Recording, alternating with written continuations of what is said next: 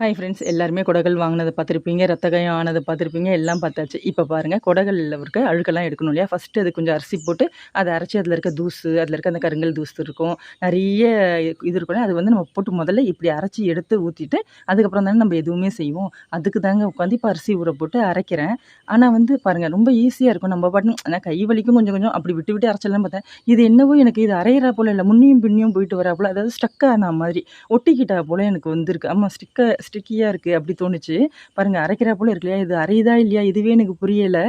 என்ன செய்கிறதுன்னு அந்த முன்னே பின்னி இப்படி ஆட்டுறப்போ பார்க்குறவங்களுக்கு அரைகிறா போல தெரியுது போல். ஆனால் நம்மளுக்கு வந்து அப்படி இல்லைங்க. ஆனால் வந்து ரொம்ப நேரம் கஷ்டப்பட்டு எப்படியும் அரைச்சி தானே ஆகணும். பார்த்துட்டு கொஞ்சம் நேரம் அப்படியே விட்டு தண்ணி ஊற்றி ஊற்றி அரைச்சி பார்த்தாக்கா அரைஞ்சிடுச்சு. அதுக்கப்புறம் எனக்கு தெரிஞ்சபடி போட்டு எல்லாமே அப்படி குறை குறைப்பாக இருக்கப்பயே குடகள் ஃபுல்லாக போட்டு நல்லா தேய்ச்சி அதுக்கப்புறம் நான் கழுவி சுத்தம் பண்ணி எடுத்துட்டேன். இதுக்கப்புறம் நம்ம வந்து அவ்வளோதான், நம்மளை கையில் பிடிக்கவே முடியாது. இதுக்கப்புறம் நம்ம ஆட்டுக்கல்ல தான் மாவு அரைக்க போகிறோம், சட்னி அரைக்க போகிறோம், வடைக்கு எல்லாமே இதெல்லாம் செய்ய போகிறோம் அப்படின்னு நினச்சி தான் வாங்கியிருக்கேன். செய்வேனான்னு தெரியல. ஏன்னா இதுலேயே நான் வந்துட்டு ஏன்னா இது அரைய மாட்டேங்குது, சுற்றுது. போக பழகி வருமானன்னு தெரில. இருந்தாலும் வாங்கணும்னு நினச்ச புது வருஷத்துக்கு வாங்கிட்டேன். முதல்லயே ரத்த காயம், அதை நல்ல சகுனமாக நினச்சிக்கிட்டு போகிறேன். நீங்கள் பார்த்துருப்பீங்க, நகத்தை நல்லா உள்ள வரைக்கும் நல்லா வெட்டி ரத்தங்க.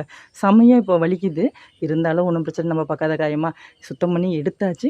விலை வந்து ரூ. 2000 சொன்னாங்க. நம்ம என்ன சொன்னாலும் ரூ. 100 கம்மி பண்ணாங்கங்க, அவ்வளோதான்.